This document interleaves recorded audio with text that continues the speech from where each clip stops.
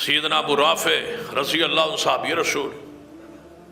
इन्हें अपना मकान वेचना से वेचना रखा मकान पर मैं वेचना गल लोगों फैल गई कि अबू राफे मकान वेच रहे आपनो 500 दिरहम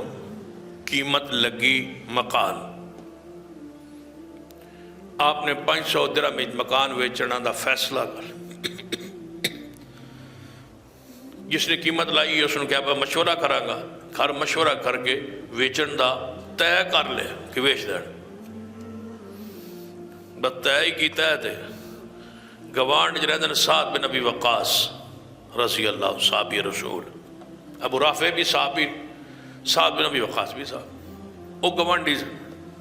उन्होंने पता चलिया मैं गवांड मकान पे वेच उन्हें दरवाजा खड़का अबू राफे बाहर आए फरमाया सुनिया तुसी मकान वेच फरमाया जी हाँ वेच फरमाया कितनी कीमत की लगी है थोड़ी कीमत उन्हें क्या 500 दिरहम कीमत लगी फरमाया 500 तो बाहरों लभदा उन्हें जी बाहरों लभदा फरमाया मैं 500 तो नहीं दे सकता मैं तो 400 दिरहम दिया तो दूसरी थोड़ी जी गुंजाइश भी तुसा करनी है नकद भी मैं नहीं दे सकती कुछ उसके हिस्से बना लो टोटे बना लो दुफे बना लो किस्ता बना लो मैं तो 400 दिरहम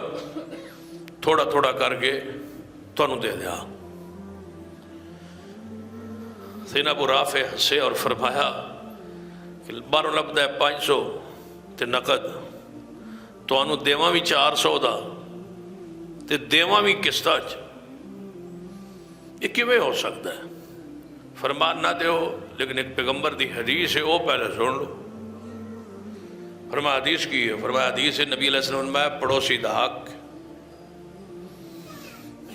कि पहली चीज़ मकान जमीन पड़ोसी को पेश की जाए वो लवे तो वह हक है राइट उन्होंने दी जाए ना लवे तो फिर बाहर फरमाया हदीस है उन्हें जी हदीस है फरमाया 400 दिरहम दा किस्ता ते मकान तुहाडा हो गया